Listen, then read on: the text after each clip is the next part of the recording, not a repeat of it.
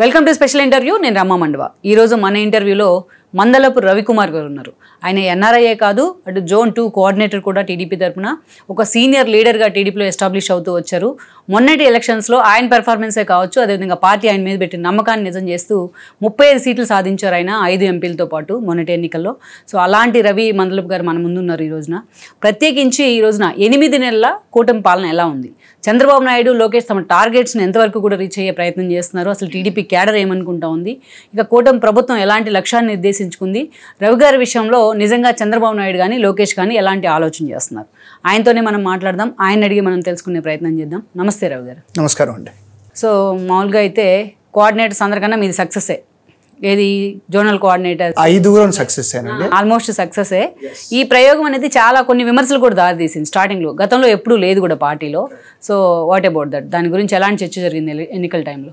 Zonal coordinator వ్యవస్థని చంద్రబాబు గారు మొదలెట్టినప్పుడు ఆయన ఉద్దేశం ఏంటంటే గ్రౌండ్లో రియాలిటీ, నాయకులు కార్యకర్తలు పార్టీ గురించి, పార్టీ కార్యక్రమాలు ఎలా నడుస్తున్నాయి, వీటి గురించి ఆయనకి డైరెక్ట్ ఇన్ఫర్మేషన్ కావాలి అని ఒక సిస్టమ్ పెట్టాలని డిసైడ్ అయ్యారు పెద్ద ఆయన.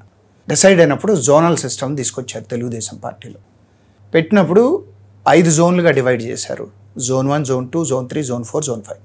దాంట్లో జోన్ 2కి నన్ను, అంటే ఉభయ గోదావరి జిల్లాలకి నన్ను 2023లో నన్ను అపాయింట్ చేశారు చంద్రబాబు గారు. నేను ఎన్ఆర్ఐగా ఉన్నాను, అక్కడి నుంచి పిలిచి జోన్ 2 వర్క్ చేయమన్నారు. మాకు ఎవ్రీ వీక్ మాకు సార్తో మీటింగ్ ఉండేది. సారు జైల్లో ఉన్నప్పుడు లోకేష్ గారితో మీటింగ్ ఉండేది ఎవ్రీ వీక్. అసలు ఏం జరుగుతుంది, ప్రతి నియోజకవర్గంలో ఏం జరుగుతుంది అనేది కంప్లీట్ ఇన్ఫర్మేషన్ వాళ్ళిద్దరికీ మేము ప్రొవైడ్ చేయగలిగాం. దానివల్ల డెసిషన్ తీసుకోవడంలో సార్కి చాలా ఉపయోగపడింది. ఆయన తెప్పించుకునే ఏదైతే సర్వే రిపోర్ట్స్ ఉన్నాయో గ్రౌండ్ రియాలిటీస్ అన్ని స్వీకరించుకుని ఆయన ప్రతి దాంట్లో అంత సక్సెస్ఫుల్గా దాన్ని చేయగలిగారు. యాక్చువల్గా జోనల్ సిస్టమ్ తెలుగుదేశం పార్టీలో సూపర్ హిట్. బాబు గారు కూడా చాలా హ్యాపీ, లోకేష్ గారు హ్యాపీ, సీనియర్ నాయకులతో కూడా మేమందరం కూడా. మాకు ఇప్పుడు బేదా గారు ఉన్నాడు, బేదా రవిచంద్ర గారు, senior leader, very senior leader. నేనైతే ఆయన దగ్గర నుంచి నేర్చుకోవడానికి ప్రయత్నించాను. ఎప్పుడు ఆయనకి కాల్ చేసేవాడిని, ఎలా చేయాలన్నా ఇది ఎలా అని ఆయనతో మాట్లాడుకుని చాలాసార్లు తెలుసుకున్నాను. ఆయన నాకు సజెషన్స్ ఇచ్చాడు. అలాగే రాజు గారు, ఎమ్మెల్సీ, ఎక్స్ఎమ్మెల్సీ రాజు గారు, వాళ్ళు నాకు చాలా మెంటరింగ్ చేశారు ఈ విషయంలో, ఈ జర్నీలో. దానివల్ల నేను గోదావరి జిల్లాలు చాలా కీలకమైన ప్రదేశం, సీనియర్ లీడర్స్ యనమల గారు, జ్యోతులు గారు, బుచ్చయ్య గారు, పెద్ద పెద్ద లీడర్స్ ఉన్న నియోజకవర్గాలై దాంట్లో నేను నెట్టుకొచ్చానంటే చంద్రబాబు గారు ఇచ్చిన డైరెక్షన్, లోకేష్ బాబు గారు ఇచ్చిన డైరెక్షన్, ప్లస్ నాకు వీళ్ళ కోఆపరేషన్తో నేను నెట్టుకురాగలిగాను. ఎస్పెషల్ రవి గారు, అక్కడ ఒక ఇంట్రెస్టింగ్ ఫ్యాక్టర్ ఏంటంటే మిగతా జిల్లాలు అన్నీ వేరు, గోదావరి జిల్లాలు సపరేట్. ఎందుకంటే క్యాస్ట్ ఈక్వేషన్స్లో చూసుకున్నా చాలా మైన్యూట్ థింగ్స్ కూడా అక్కడ ఎన్నికల్ని చాలా ఇంపాక్ట్ చేస్తూ ఉంటాయి. సో అది నిజంగా కత్తి మీద సామే కదా, దాన్ని ఎలా మీరు మేనేజ్ చేసుకోగలిగారు? ఎప్పుడైతే మనం తెలుగుదేశం పార్టీ సార్ని జైల్లో 53 రోజులు పెట్టినప్పుడు ప్రజల్లోకి విపరీతంగా వెళ్ళింది తెలుగుదేశం పార్టీ. ధర్నాలు చేయటం కానీ, శాంతియుతంగా చాలా ప్రోగ్రాములు చేసాం అన్ని రోజులు. లోకేష్ గారి డైరెక్షన్ మాకు చాలా గొప్పగా ప్రోగ్రాములు చేసాం. చేసిన తర్వాత మాకు వచ్చిన నమ్మకం ఏంటంటే గోదావరి జిల్లాలు ఈసారి స్వీప్. వెస్ట్ గోదావరి 15 గెలుస్తాం, ఈస్ట్ గోదావరిలో కూడా 98 to 99% సీట్లు గెలుస్తామనే ఒక నమ్మకం మాకు వచ్చింది. ఇంటర్నల్గా మేము మాట్లాడుకున్నప్పుడు కూడా నేను లోకేష్ గారికి ఇచ్చింది కూడా అదే. తర్వాత సార్కి నవంబర్, డిసెంబర్లో కూడా సార్కి చెప్పింది కూడా అదే. నేను సార్ మెజారిటీ సీట్లు మనకు రాబోతున్నాయి ఇక్కడి నుంచి. కానీ ఎప్పుడైతే మనం కూటమితో వెళ్తున్నామో జనసేనతో కలిసి అని సార్ అన్నప్పుడు ప్రాబ్లం ఏమొచ్చిందంటే జనసేనకి గోదావరి జిల్లాల్లో సీట్లు ఇవ్వాలి, కానీ ఎక్కువ సీట్లు గోదావరి జిల్లాల్లో ఇవ్వాల్సిన పరిస్థితి వచ్చింది చంద్రబాబు గారికి. సో 11 సీట్లు అనేది చాలా పెద్ద కసరత్తు చేశాడు ఆయన. ఎందుకంటే సీనియర్ లీడర్లు, పార్టీని నమ్ముకుని ఉన్న లీడర్లు, పార్టీ కోసం గత 5 సంవత్సరాలు పోరాటం చేసిన వ్యక్తులు, ఇంతమందిని కన్విన్స్ చేసి 11 సీట్లు జనసేనకి ఇచ్చి వాటిని గెలిపించుకునే బాధ్యత తెలుగుదేశం శ్రేణులకు అప్పచెప్పడం అనేది కత్తిమేస్తాం. ఆ విషయంలో చంద్రబాబు గారు, లోకేష్ గారు బాగా సక్సెస్ అయ్యి అదే రిజల్ట్స్. అందుకే 35కి 35 గోదావరి జిల్లాల్లో గెలిచాం విత్ హై మెజారిటీస్. అనపర్తి లాంటి సీటు 50,000 పైన మెజారిటీతో గెలిచాం. అంటే జనాల్లో ఎంత కోపం ఉంది. అది కూడా లాస్ట్ మినిట్లో బీజేపీకి ఇవ్వాల్సిన సిచ్యువేషన్ వచ్చింది. బాబు గారు ఆలోచించకుండా గెలుస్తామనే నమ్మకంతో బీజేపీకి ఇచ్చారు. కానీ ఈరోజు కూడా రామకృష్ణారెడ్డి గారు చాలా ఇబ్బంది పడ్డాడు ఆయన. ఎందుకంటే మూలారెడ్డి గారు పార్టీకి మూలాధారమైన వ్యక్తి ఆ నియోజకవర్గంలో. అస్సలు పార్టీ కాకుండా వేరే ఆలోచన లేని కుటుంబం అది. చాలా ఇబ్బంది పడ్డాడు. కానీ తర్వాత కన్విన్స్ అయ్యి బాబు గారు పిలిచి మాట్లాడిన తర్వాత బీజేపీకి పోటీ చేసి ఆ సీట్ కూడా 55,000 మెజార్టీతో గెలిచాం. అంటే చూడండి జనాల్లో ఎంత వ్యతిరేకత ఉందో. దాన్ని ఈసారి కూటమి కరెక్ట్గా పైన బాబు గారు, కళ్యాణ్ గారు వీళ్ళిద్దరూ కూటమిని ఫామ్ చేసినప్పుడు చాలా జాగ్రత్తగా స్టెప్స్ వేసి ఇదివరకు జరిగిన తప్పులన్నింటినీ సరిదిద్దుకొని ఇద్దరు బయటకి ప్రజెంటేషన్ మేమిద్దరం కలిసే ఉన్నాం, కలిసే ఉంటాం అనేది ఏదైతే జనాలకి భరోసా ఇచ్చారో జనం నమ్మారు. ఇదే మనకు కావాలి. బాబు గారు లాంటి సీనియర్ వ్యక్తి, రాజకీయ చాణక్యుడు, రాజకీయ దురంధరుడు, పవన్ కళ్యాణ్ లాంటి నిజాయితీ గల వ్యక్తి, ఓపెన్నెస్, మాట్లాడే విధానం, వీళ్ళు మన రాష్ట్రాన్ని ముందుకు తీసుకెళ్తే బాగుంటుందని జనం నమ్మారు. దానికి తోడు 33,124 కిలోమీటర్ల పైన పాదయాత్ర చేసిన యువగళంతో జనాల మనసుల్లో ఒక సుస్థిరమైన స్థానం తెచ్చుకున్న యువ నాయకుడు లోకేష్ బాబు. ప్రతి చోట ఇచ్చిన ప్రతి రాసుకుంటూ నేను ఇది చేస్తాను మీ నియోజకవర్గాలకి, మీ ఊరికి ఇది చేస్తానని కులాలకి, మతాలకి, అంతేకాకుండా అక్కడున్న ప్రాంతంలో ఉన్న సమస్యలకి పరిష్కారం చూపిస్తూ తను దాన్ని నోట్ చేసుకుంటూ సాగిన ఆ ప్రస్థానం ఏదైతే ఉందో అది నిజంగా నా భూతో నా భవిష్యత్. కానీ ఇక్కడ ఒక నాకు డౌట్ రవి గారు, కరెక్ట్గా ఆయన ఎంటర్ అవుతా ఉన్నారు గోదావరి జిల్లాలో, అప్పుడు చంద్రబాబు నాయుడు అరెస్ట్ అయ్యారు. ఆయన పాదయాత్ర ఆపారు, మళ్ళీ పాదయాత్ర మళ్ళీ అక్కడి నుంచే స్టార్ట్ చేశారు. That's fine. కానీ అంతకు ముందులాగా అంత డెప్త్ ఫేజెస్కి వెళ్ళి చేయలేదనేది ఒక విమర్శ ఉంది. పెరిఫెరల్గా టచ్ చేశారు అనేది ఒక విమర్శ ఉంది. అంతగా లోకేష్ పాదయాత్ర గోదావరి జిల్లాను ఇంపాక్ట్ చేసిందంటారు. అదొక చాలా దురదృష్టకరమైన సంఘటన అండి. అంతకు ముందు రోజు రాజోల్లో పాదయాత్ర చేస్తున్నాము. చేసిన తర్వాత సాయంత్రానికి నేను రాజమండ్రి వచ్చేసాను. రాజమండ్రిలో ఉంటున్నాను నేను. రాజమండ్రి వచ్చేసిన తర్వాత ఉదయం 7ంటికి నాకు తలుపు కొట్టారు. ఉదయం 7 లోపే 5-6 టైంలో తలుపు కొట్టారు. సార్ని అరెస్ట్ చేశారన్న. నేను నమ్మల. సార్ని అరెస్ట్ చేసే ధైర్యం ఎవడు చేస్తాడు? బాబు గారిని అరెస్ట్ చేయాలంటే ఒక ధైర్యం ఉండాలి. ఎందుకంటే is a national iconic political leader అని నేను నమ్మకపోయితే టీవీ పెట్టండి అన్నాను. టీవీలో స్క్రోలింగ్లు వస్తున్నాయి. వెంటనే గబగబా బట్టలు వేసుకుని నేను రాజోలు వెళ్ళాను. రాజోలు వెళ్ళిన తర్వాత అది మా జోన్లో ఉంది. ప్లస్ నన్ను లోపలికి వెళ్ళటానికి డిఎస్పీ, ఎస్పీ ఒప్పుకోకపోతే నేనన్నా నన్నెవరు మీరెందుకు ఆపుతున్నారు? నన్ను నా మీద ఒక కేసు లేదు. నేను ఎక్కడా కూడా పోలీసులకి వ్యతిరేకంగా మాట్లాడింది లేదు. గవర్నమెంట్కి వ్యతిరేకంగా మీ గురించి మా పార్టీ కార్యక్రమాలు నేను కోఆర్డినేట్ చేసుకుంటున్నాను, నన్ను వెళ్ళనివ్వాలి అన్న. 2 గంటల తర్వాత ఒక సిఐ గారు నన్ను. కానీ నిజంగా నాకు దుఃఖం వచ్చిన పార్టీ ఏంటంటేనండి, బాబు గారిని అరెస్ట్ చేశారంటే ఆయన స్థితప్రజ్ఞుడు. ఆయనకి దేన్ని ఎలా హ్యాండిల్ చేయాలనేది ఆయనకి తెలిసినట్టుగా ఎవరికి తెలీదు మన ఉమ్మడి ఆంధ్రప్రదేశ్లో. ఆయన గురించి కన్నా కూడా నాకు లోకేష్ గారి గురించి ఫస్ట్ టైం ఇటువంటి సిచ్యువేషన్ ఫేస్ చేయడం. కింద కూర్చొని, కార్లన్నీ ఉంటే కింద కూర్చొని ఉన్నాడు. కింద కూర్చొని ఆయన అడిగిన ప్రశ్నకి నాకు కళ్ళమని నీళ్ళు తిరిగింది. ఒక తండ్రిని కొడుకు కలవాలంటే మీ పర్మిషన్ కావాలా అని అడిగాడు. ఆన్సర్ లేదు వాళ్ళ దగ్గర. సార్ మీరు అర్థం చేసుకోండి సార్ అని వాళ్ళ చేతులు దండం పెడుతున్నారు ఆయనకి. తర్వాత లోపలికి ఒక సీఏ గారు రండి సార్ అని తీసుకెళ్ళాడు. నేను లోకేష్ గారి దగ్గరికి వెళ్ళాను. కానీ నిజంగా గుండె ద్రవించిపోయింది నాకు. ఒక ఎక్స్ సీఎం కొడుకు ఒక్క తప్పు చేయలేదు. అత్యధికంగా విద్యావంతుడు, తప్పు చేయకుండా ఎక్కడ మచ్చ లేకుండా రాజకీయ జీవితం చేస్తున్న వ్యక్తి కింద కూర్చోబెట్టి మీకు మాట్లాడాల్సిన అవసరం ఏంటి? అసలు ఒక గౌరవం ఇవ్వాలనే బాధ్యత మీకు లేదా? గవర్నమెంట్లని ఇదేమన్నా రాచరికమా? మీరే ఉంటారు లేకపోతే మీరే చేస్తారు అనేది లేదుగా. మారిన తర్వాత దాని పర్యవసనాలు ఉంటాయి కదా. ఇవన్నీ చూసిన తర్వాత నాకు అనిపించింది ఏంటంటే రాజకీయాలు ఇంత దరిద్రంగా ఉంటాయా? బాబు గారిని తీసుకెళ్లిన విధానం కూడా తిప్పి ఆ వయసులో ఆయన ఇబ్బంది పెట్టి తీసుకొచ్చి అక్కడ పెట్టి ఆయన్ని మళ్ళీ అర్ధరాత్రి తీసుకెళ్ళి అటువంటి బ్యారక్లో సరైన ఒక ఎక్స్ సీఎం మీరు ప్రూవ్ చేయలేకపోయారు. అసలు ఆయన పేరు లేదు ఆ రోజున. మీరు పేరు రాత్రికి రాత్రి యాడ్ చేసి ఆయన్ని పడుకోకుండా ఆయన ఇబ్బంది చేసి లేపి తెల్లవారుజామున ఆయనకి నోటీసులు ఇచ్చి అసలు ఇదంతా ఎలా ఉందంటే ఇదివరకు ఔరంగజేబు రాజ్యాధికారం కోసం దండయాత్ర చేసినట్టు ఆంధ్రప్రదేశ్లో అనిపించింది నాకు. ఎందుకంటే నేను కొత్త నేర్చుకునే విధానంలో ఏంటి అసలు ఏం చేస్తున్నాం మనం? ఇటువంటి రాజకీయం ఎన్టీఆర్ గారు సీఎంగా ఉన్నప్పుడు చూసాం, రాజశేఖర రెడ్డి గారు సీఎం చూసాం, బాబు గారు సీఎం చూసాం, కిరణ్ కుమార్ రెడ్డిని చూసాం. ఇంత దరిద్రమైన పాలన నేను ఎప్పుడు చూడాలి నా జీవితంలో. ఎంతమంది ఎన్ని కేసులు వేశారండి? రాజశేఖర రెడ్డి గారు ఎన్ని కేసులు వేయించాడు? ఒక్కడన్నా ప్రూవ్ చేయగలిగారు ఆయన మీద? ఆయనకు ఒక వ్యాపారం ఉంది, భువనేశ్వరి దేవి ఆ వ్యాపారం నడిపిస్తుంది, బ్రహ్మిణి గారు ఆవిడ నడిపిస్తున్నారు. వాళ్ళ వ్యాపారం వాళ్ళ ఒక పద్ధతిలో చేసుకుంటున్నారు. ఎక్కడ ఇది అన్యాయం చేసాం, ఈ అక్రమం చేసాం అనేది ఆయన మీద మచ్చలేదు. మీరు కావాలని మచ్చలేస్తారు. 400-300 కోట్లు తీసుకోవాల్సిన అగత్యం ఆయనకుందా? అసలు ఆయన అటువంటి పని చేస్తాడా బాబు గారు? అదే ప్రజలు ఆలోచించింది. చంద్రబాబు గారు లాంటి వ్యక్తి ఇటువంటి పనులు చేస్తాడా అనే ఆలోచన రాష్ట్ర ప్రజల్లో వచ్చిన దానికి మార్పు. కరెక్ట్గా రాముడికి లక్ష్మణుడు ఎలా తోడున్నాడో ఆ టైంలో వచ్చి కళ్యాణ్ గారు నిలబడి నేను కలిసి పోటీ చేస్తాను అన్నది ప్రజల్లో ఉన్న భావోద్వేగాల్ని కరెక్ట్గా పట్టుకున్నాయి రెండు పార్టీలు. బాబు గారు ఒకసారి అన్నారు, ఆయన వచ్చి ఆ ప్రపోజల్ నా ముందు పెడతాడని నేను అనుకోలేదు అని. ఎందుకంటే దుర్మార్గం జరుగుతోంది అక్కడ. అసలైన కళ్యాణ్ గారు ఆయన్ని చూడటానికి వస్తుంటే ఆపేయటం ఏంటండి? ఎంత తప్పిది. ఆయన కూడా రోడ్డు మీద పడుకున్నాడు. అసలు మీరు ఏ నాయకులకి, ఏ పార్టీ నాయకులకు గౌరవం ఇవ్వరా? మీ తీరేంటి అసలు? నువ్వు తిడితే పదవిస్తానంటావు. ఏ విధమైన రాజకీయం చేయి, తప్పులేదు. నీ తండ్రి రాజకీయం చేశాడు, కానీ మీ తండ్రి కూడా నోరు బారేసుకున్నాడు చంద్రబాబు గారి మీద. అయినా ఆ రోజు కూడా ఆయన తలకాయ ఉంచుకుని బయటకు వచ్చాడు.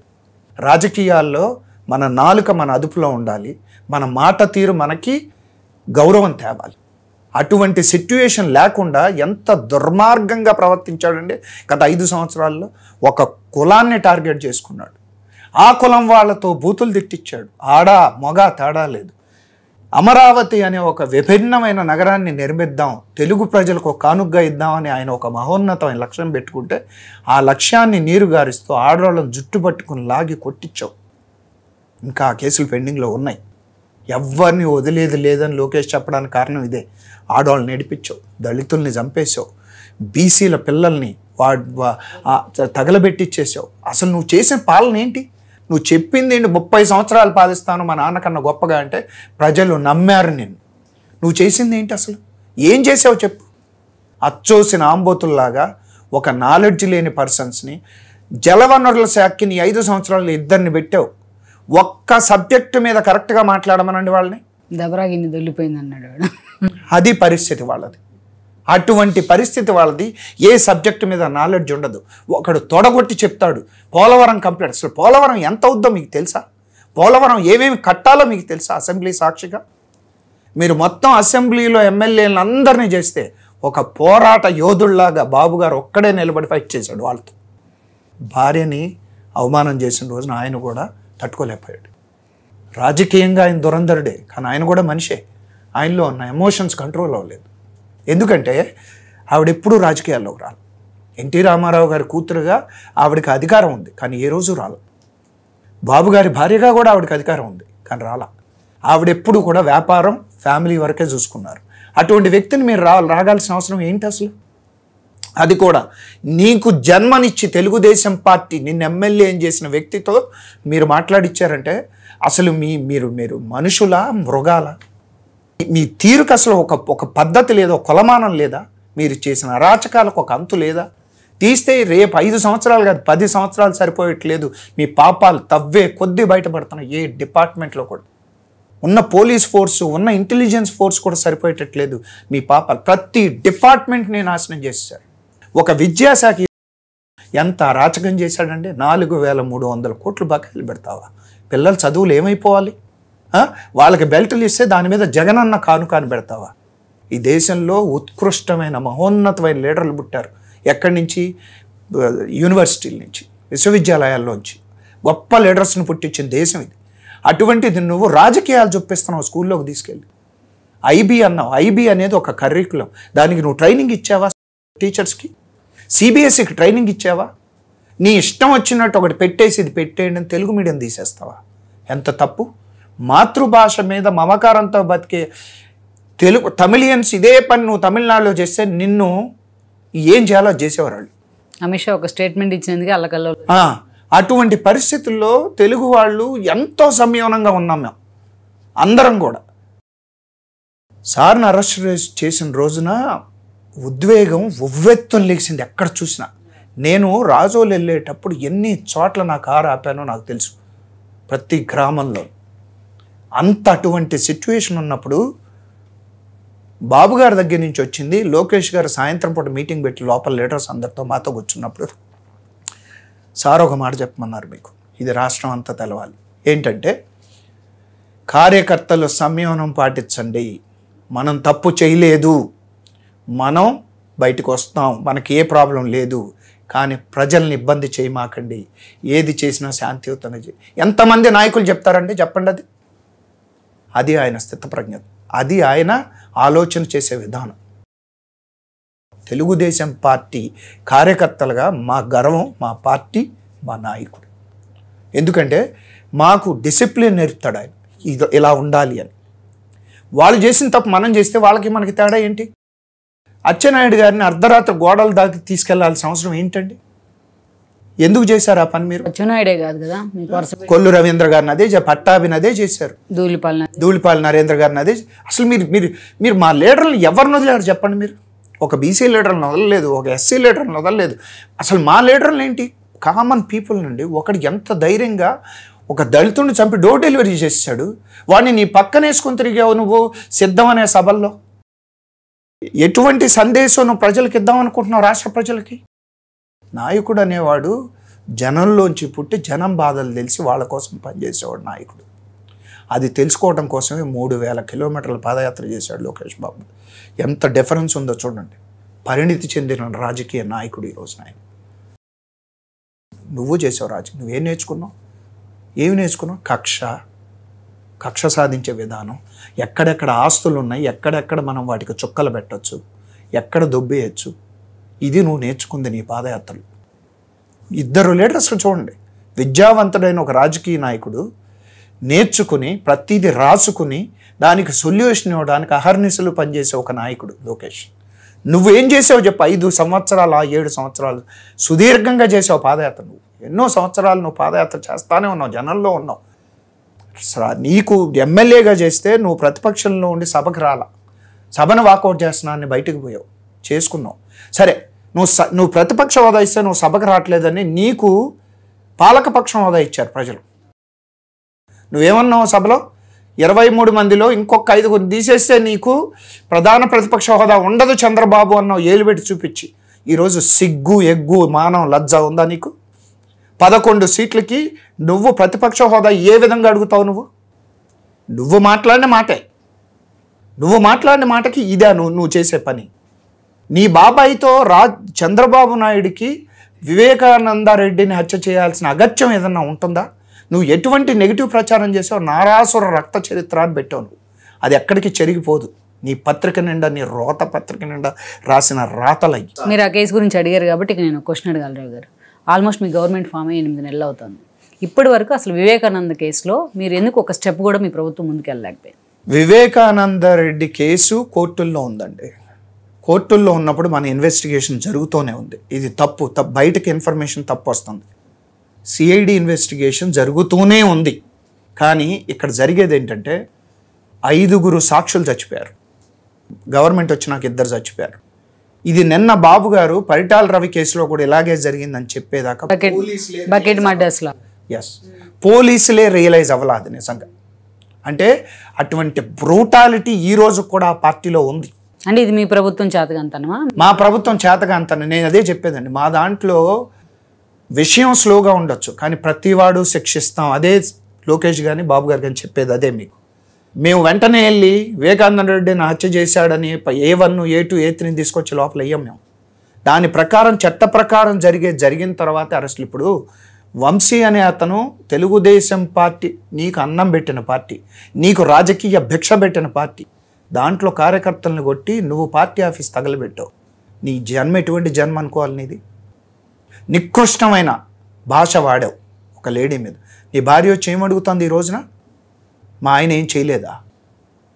5.5 కోట్ల తెలుగు ప్రజలు, మొత్తం 10 కోట్ల మంది తెలుగు ప్రజలు 2 రాష్ట్రాల్లో విదేశాల్లో ఉన్నవాళ్ళు చూసి ముక్కున వేలేసుకున్నారు. ఏ భాష, ఏం మాట్లాడాలి? అటువంటి గుడివాడ ఎమ్మెల్యే ఏం మాట్లాడేవాడు? మాట్లాడితే బూతులా రాజకీయాల్లో ఎంత మాట పడితే అంత మాట అనేస్తారా మీ ఇష్టం వచ్చినట్టు?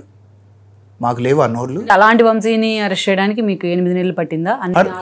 అదేనండి చెప్తున్నాం కదా, ప్రతిదీ కూడా ఒక ప్రాసెస్ ప్రకారం పొలిటికల్గా చెయ్యాలంటే వచ్చిన 2వ రోజు లోపల వేసేయచ్చు.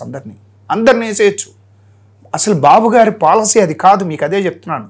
బాబు గారు ఏదైనా పద్ధతి ప్రకారం వెళ్ళాలి. ప్రజలకు మనం ఆన్సరబుల్, మన ఇష్టమైనట్టు తెచ్చి లోపల వేసేస్తే రేపు ప్రజలకు మనం ఆన్సర్ చేయాలి. ప్రజలు మన పైన ఉన్నారు, వాళ్ళు మన కింద లేరు అని చెప్పేది అదే. ఇప్పుడు ప్రజలు మన పైన, వాళ్ళు మనకి, మనం ఆన్సరబుల్ టు దెమ్. కానీ అదే ప్రజల యాస్పిరేషన్స్ వేరున్నాయి కదా రవి గారు. ఇప్పుడు మీ పార్టీ కార్యకర్తలు కానీ నేతలు కానీ ఎంత సఫర్ అయ్యారో, ప్రజలు కూడా అతని పాలన వల్ల అంతే సఫర్ అయ్యారు 5 ఏళ్ల పాటు. వాళ్ళ యాస్పిరేషన్స్ కూడా అంతే ఉన్నాయి. ఇమీడియట్ రియాక్షన్ ఎక్స్పెక్ట్ చేస్తూ ఉన్నారు. ఈ జనరేషన్ మారింది, మీరేమో నేను మారాను అని చెప్తున్నారు మీ బాస్. ఇంతవరకు ఆయనలో ఏం మారారో మాకు తెలియట్లేదని మిగతా వాళ్ళంతా మాట్లాడుతున్నారు. నేను చెప్తానండి ఏం మారారు అసలు ఏంటని. ఇందాకే చెప్పాను నేను. వాళ్ళకి మనకు తేడా ఏముంది? వాళ్ళు చేసినట్టు గోడలు దూకెళ్ళి నాయకులను అరెస్ట్ చేయడం, ఒకసారి జీప్లో ఎక్కించుకొని మొత్తం అంతా తిప్పడం, ఎక్కడున్నారో చెప్పకపోవడం, నాయకుల మీద అట్రాసిటీ పెట్టడం, లేకపోతే హత్యా ప్రయత్నం కేసులు పెట్టడం. ఇంతెందుకండి, భీమవరం సభ చేసుకున్న తర్వాత పాదయాత్ర సాయంత్రం పూట చేస్తుంటే అక్కడ మా జిల్లా అధ్యక్షురాలు సీతారామలక్ష్మి గారు లేరు అసలు. అక్కడ పెద్ద ఆవిడ వచ్చి కనపడి వెళ్ళిపోయారు. ఆవిడ మాజీ రాజ్యసభ ఆవిడ మీద అట్రాసిటీ కేసులు పెట్టారండి. అంటే అసలు నువ్వు మనుషులు ఉండాల్సిన అవసరం లేదు అక్కడ. నువ్వు ఆ పెద్ద ఆవిడ, అంత వయసున్న ఆవిడ మీద నువ్వు పెట్టే కేసులు ఏంటి? ఎంత దుర్మార్గమైన పాలన చేసావు. బయటకు వచ్చే ప్రజలు, నువ్వు బయటకు వెళ్ళాలంటే పరదాలు, నువ్వు 5 నిమిషాలు ప్రయాణం చేయాలంటే హెలికాప్టర్. ఎక్కడి నుంచి వచ్చింది సొమ్ము? మీ నాన్న నీకు ఇచ్చిన ఆస్తా? రాష్ట్ర ప్రజలకు ఆన్సర్ చెప్పవా నువ్వు నీ ఇష్టం చిక్కీల మీద నీ బొమ్మ, నీ సొంత సొమ్ము ఇస్తున్నావా? చంద్రబాబు నాయుడు గారిని మొన్న అన్నావు నీ సొంత సొమ్ము ఇస్తున్నావా? వైసీపీ కార్యకర్త నీ సొంత సొమ్ము ఇచ్చావని నీ బొమ్మలు వేసుకున్నావా? రైతులు వాళ్ళ కష్టార్జితంతో వాళ్ళ తాత ముత్తాతల నుంచి వచ్చిన ఆస్తులవి, వాటికేసే సరిహద్దు రాళ్ల మీద నీ బొమ్మ ఏంటి? నీ బొమ్మ ఏంటి? రాజరికం ఏమన్నా? ప్రజాస్వామ్యంలో నీకు ఇచ్చింది 5 సంవత్సరాలు పరిపాలన చేయమని ప్రజలు మ్యాండేట్ ఇచ్చారు. నువ్వు సంక్షేమం చేస్తూ పేద ప్రజలకి అభివృద్ధిని చేస్తూ రాష్ట్రాన్ని ముందుకు నడిపించమని నీకు ఇచ్చిన మ్యాండేట్ అది. నువ్వు ఏం చేసావో చెప్పి 5 సంవత్సరాలు ఏ విధమైన కార్యక్రమం చేసావు? 2,70,000 కోట్లు నేను ఈబీటీ ద్వారా డబ్బులు ఇచ్చాను. నీ సొంత డబ్బు ఇచ్చావా? నీ జేబులో ఇచ్చావా? నువ్వు అప్పులు తెచ్చి నెత్తి మీద పెట్టావు. ఎవడు కట్టాలి? ప్రజలు కట్టాలి. మరి నువ్వెందుకు డబ్బా కొట్టుకుంటున్నావు? కియా మోటార్స్ తీసుకొచ్చి నానా కష్టాలు పడి పెద్ద ఆయన తీసుకొచ్చి కియా మోటార్స్ పెడితే కియా మోటార్స్ మా నాన్న తీసుకొచ్చాడనే అబద్ధాలు నీ రోత పత్రికలో. జర్నలిజం అనే దాంట్లో నువ్వు చేసే అట్రాసిటీ, నువ్వు చేసే దౌర్జన్యం, నీ రాతలో రోత. ఇక్కడ ఒకటి రవి గారు, నేను ఒకటి అడగాలి. ఇప్పుడు వంశీని అరెస్ట్ చేశారు మీరు, ఆధారాలు దొరకాలని చెప్పి 8 months వెయిట్ చేశారు. పూర్తిగా ఆధారాలు మీకు దొరికినాయి, ఓకే, మీ ప్రభుత్వం అరెస్ట్ చేసింది. చేసిన తర్వాత అదే వంశీ భార్య పంకజశ్రీ వచ్చి మా హస్బెండ్కి అక్కడ లోపల బెడ్ ఇవ్వలేదు, మా హస్బెండ్కి నడుము నొప్పులు ఉన్నాయి, తోడులేక అల్లాడిపోతున్నారు, ఇంత మెస్ ఆమె మీడియా ముందు మాట్లాడుతుంటే మీకు ఆ రోజు ఇందాక మీరే చెప్పారు చంద్రబాబు నాయుడు అరెస్ట్ చేస్తే కనీసం లొకేషన్ కూడా లోపలికి అలౌ చేయలేదు, రోడ్డు మీద కూర్చున్నాడు ఆయన అని. మరి ఎందుకు మీరు ఇంత మెస్ని ఎందుకు అలౌ చేస్తుంది మీ ప్రభుత్వం? ఆ ప్రభుత్వంలో అంతా కూడా నియంతృత్వంగా జరిగింది. మేము మాట్లాడుకునే భావస్వేచ్ఛ రాజ్యాంగం ఇచ్చిందండి. మేము ఎలా ఆపుతాం? మీకు ఇప్పుడు బాబు గారు, అదే బాబు గారికి దోమలు కొడుతున్నాయంటే దోమలు కొట్టక రంభావరోసులు వస్తారా అన్నాడు ఒక యదవ. నీ నోటికి ఒక అదుపు లేదు. 75 సంవత్సరాల వ్యక్తి బాధపడుతున్నాడంటే కొంచెమైనా ఇంగితం ఉండాలి, మీకు కొంచెమైనా ఇంగితం ఉండాలి. అటువంటిది లేకుండా అలాంటి వాళ్ళకి మీరు వాయిస్ ఎందుకు ఇస్తున్నారు అంటున్నాను. అలాంటి వాళ్ళు కాదండి. ఆవిడ ఒక లేడీని మనం వెంటనే ఇది అని చేయడానికి ఏమి లేదు. గుర్తుపెట్టుకోండి, ఇప్పుడు ఇక్కడ అంతర్యుద్ధం వస్తుందని ఒక ఎక్స్-ఎంపీ అన్నాడు, అది రాజద్రోహం. నువ్వు అంతర్యుద్ధాన్ని ప్రేరేపించకూడదు. అందుకని అతని మీద ఈవిడ మాట్లాడిన భాష ఆవిడ మా ఆయనకి ఇవ్వలేదు అంది. గవర్నమెంట్కి అగైనెస్ట్ గానో సీఎం గారికి అగైనెస్ట్ గానో అమ్మాయి తను మాట్లాడి నా భర్తకి ప్రాబ్లమ్స్ ఉన్నాయి కాబట్టి బెడ్ ఇవ్వలేదు, ఏసీ ఇవ్వలేదు, ఆ ఇష్టం వచ్చినట్టు మాట్లాడతారు. దాన్ని మనం కట్టడి ఎలా చేస్తామండి? అదే ఆవిడ వంశీని కంట్రోల్ చేయొచ్చు కదా, వాళ్ళు ఆయనే కంట్రోల్ చేయొచ్చు కదా, ఇంత రాకుండా. నిజంగా కంట్రోల్ చేసే శక్తి వాళ్ళకు ఉంటుందా? నిజం చెప్పండి. ఇటువంటి మనుషుల్ని, ఇటువంటి అచ్చోసిన ఆంబోతుల్ని కంట్రోల్ చేసే శక్తి వాళ్ళ ఇళ్లలో ఆడవాళ్ళకు ఉంటుందా? సరే, ఇదంతా వదిలేద్దాం. ఆవిడ అలా మాట్లాడుతున్నప్పుడు మీడియా ముందుకు వచ్చి మీ పార్టీ నుంచి మహిళా నేతలంతా ఏమయ్యారు అమ్మా, ఆ రోజు ఏమయ్యామని కనీసం ఒకరని క్వశ్చన్ చేశారా? అడిగారు కదండి అనిత, మీరు చూడలేదా? అనిత అడిగింది కదా, దానికి వెంటనే ఏం మాట్లాడుతున్నావమ్మా నువ్వు? అన్నిటికీ అనితనే ఉందంటారు. ఇంకా కాదండి, అనిత ఆవిడ హోమ్ మినిస్టర్గా ఉందండి, ఒక రెస్పాన్సిబుల్ పొజిషన్లో ఉంది. ఆవిడ అడిగింది కదా, ఏమా నువ్వు మాట్లాడేది ఏంటి? ఇదే మాట బాబు గారిని అడిగినప్పుడు మీరేం మాట్లాడారు ఇదిగో విను అని చూపించి మరీ చెప్పింది కదా. అంటే మీకొక నీతి, యువతల వాళ్ళకి ఒక నీత. ఇప్పుడు రాజకీయాల్లో ఉన్నప్పుడు మీరు ఒక పద్ధతి ఫాలో అవ్వాలి, జవాబుదారితనం ఉండాలి. మీకు ఉందా? అది మీ ఇష్టమైనట్టు మీరు బిహేవ్ చేశారు. నీ నికృష్టమైన ఆలోచనలతో, నీ వెకిలి నవ్వులతో శాసనసభని కౌరవ సభ చేసేస్తే గౌరవం అయితేనే వస్తాను అని పెద్ద ఆయన బయటకు వాకౌట్ చేసినప్పుడు మీరు చేసిన దౌర్జన్యం, మీరు చేసిన మాటలు, మీరు ఒక ఎదవన్నాడు, నువ్వు చచ్చిపోయినా పర్వాలేదు అన్నాడంటే వాడిని నిజంగా బాబు గారు మా ముందున్న గీత చెరిపేస్తే నిమిషం పట్టదు. కాదు రావు గారు, ఇవాళ మీ పార్టీ అధికారంలో ఉంది, ఆల్రెడీ 8 months అవుతుంది. అదే కొడాలి నాని ఎంత భాష మాట్లాడాడు, ఎంత దుర్మార్గం, అసలు ఆయన ఎండార్స్ చేశాడు బూతుల్ని అంత ఓపెన్గా. ఒక మహిళలు కానీ ఒక మహిళా జర్నలిస్టులు కానీ వినే భాష అది కాదు. ఈవెన్ మొన్న వంశీని అరెస్ట్ చేసిన తర్వాత అతను మాట్లాడుతున్న భాష మీరు చూశారు కూడా. మరి ఎందుకు మీ ప్రభుత్వం బేర్ చేస్తూ ఉంది? మీకు అదే చెప్తున్నానండి. మీకు యాక్చువల్గా నేను జనం నాడి అనేది మాకు జర్నలిస్టులు మేము కొంచెం తిరుగుతూ ఉంటాం, వాళ్ళ వాయిస్ అబ్జర్వ్ చేస్తూ ఉంటాం. జనం ఇప్పుడు ఏమంటున్నారంటే ఇమీడియట్ రియాక్షన్, ఎందుకంటే అంత ఎక్స్పెక్టేషన్స్ పెట్టుకొని మీ ప్రభుత్వం తెచ్చుకున్నారు వాళ్ళు. ఇమీడియట్ రియాక్షన్ ఎక్స్పెక్ట్ చేస్తూ ఉంటారు వాళ్ళు. మీరు ఎప్పుడు ఎలక్షన్ నాటికి చేద్దాం, అది చేద్దాం, ఇది చేద్దాం అంటే వాళ్ళ థాట్ ప్రాసెస్ కూడా మారిపోతుంది. మీ ఎక్స్పెక్టేషన్స్ ఏంటి? డెవలప్మెంట్, సంక్షేమమా, లేకపోతే కక్ష, వాళ్ళని అరెస్ట్ చేయటమా? ఏది ఇంపార్టెంట్? బాబు గారి ముందు ఈ క్వశ్చన్స్ అన్నీ లీడర్స్ పెట్టారు. మనకి ఏది ఇంపార్టెంట్? 2 పూట్ల నోట్లోకి చెయ్యి భోజనం వెళ్ళాలి, అది ఇంపార్టెంట్. రాష్ట్రంలో రహదారులు లేవు, ఫ్యాక్టరీలు లేవు, వలస కార్మికులు వలస వెళ్ళిపోతున్నారు. ఇండియాకి అన్నపూర్ణగా ఉన్న రాష్ట్రం ఈరోజు కుదేలే ఎదురు చూస్తుంది. దాన్ని సరిచేయటం ఇంపార్టెంటా, ఇది ఇంపార్టెంటా? దీనివల్ల ఇబ్బంది పడింది ఎవరు? మేము, తెలుగుదేశం పార్టీ ఇబ్బంది పడింది. జనం ఇబ్బంది పడలేదు. జనం ఇబ్బంది పడలేదని నేను అంటలేదండి, కానీ ఎక్కువగా కేసులు పెట్టించుకుంది ఇబ్బంది పడింది మేము. మా నాయకుడి మీద మాకు నమ్మకం ఉంది. ప్రతి వాళ్ళకి శిక్ష పడుతుంది. నిన్నగాక మొన్న కూడా లోకేష్ గారు చెప్పాడు ఏమని, ప్రతి వాళ్ళని ఎవరిని వదలం, ప్రతి వాళ్ళకి శిక్ష పడుతుంది. తప్పు చేసిన ప్రతి వాడికి శిక్ష పడుతుంది. కొడాలి నాని అన్న అతను తప్పు చేశాడు, అతను అంతరాత్మకు తెలుసు. ఆయనకు కూడా పిల్లలు ఉన్నారు, ఆయన కూడా ఆలోచించుకోవాల్సింది మనం వాడిన భాష కరెక్టా కాదా. మనం చెప్పే పని లేదండి. ఇంకొక వ్యక్తి, ఈరోజు జైల్లో ఉన్న వ్యక్తి పశువుల డాక్టర్. అతని ప్రవృత్తి వృత్తి రెండూ కూడా పశువు కన్నా హీనంగా బిహేవ్ చేశాడు. ఒక రాక్షసుడికి శివుడు వరం ఇచ్చిన తర్వాత చెలరేగిపోయేవారు, పేట్రేగిపోయేవాడు. తర్వాత విష్ణుమూర్తి వచ్చి శిక్షించేవాడు. అది జరగడానికి కూడా కొంత టైం పట్టింది. మీరు పురాణాలు తీసుకుంటే వెంటనే ఈరోజు అంటే రేపొద్దున వాడు చేయగానే ఎల్లుండి వచ్చి విష్ణుమూర్తి వాడిని శిక్షించలా. దానికి టైం పడుతుందండి. మనం ఉన్నది ప్రజాస్వామ్యంలో. ఎవడైతే మాట్లాడాడో కాదు, ఎవరైతే అవినీతి చేశారో, ప్రజల్ని ఇబ్బంది పెట్టారో, ఒక్కొక్కళ్ళని ఎవరైతే హత్యలు చేశారో వాళ్ళ అధికారాన్ని అడ్డం పెట్టుకుని ప్రతి వాళ్ళకే శిక్ష పడుతుంది. ఎవరిని వదిలేదు లేదు. ఇది మాత్రం నిజం. ఇది లోకేష్ గారు కానీ పెద్ద ఆయన బాబు గారు కానీ ఇద్దరు చెప్పే మాట ఇదే. ఇది జరగబోతుంది. వాళ్ళిద్దరికి తోడుగా కళ్యాణ్ గారు కూడా ఇదే చెప్తున్నాడు. మీరు సోషల్ మీడియాలో పోస్టులు పెట్టారు, ఫ్యామిలీని అవమానించారని చెప్పేసి ఒక వర్ర రవీందర్ను లేకపోతే బోరుగడ్డ అనిల్ లాంటి వాళ్ళని అరెస్ట్ చేశారు.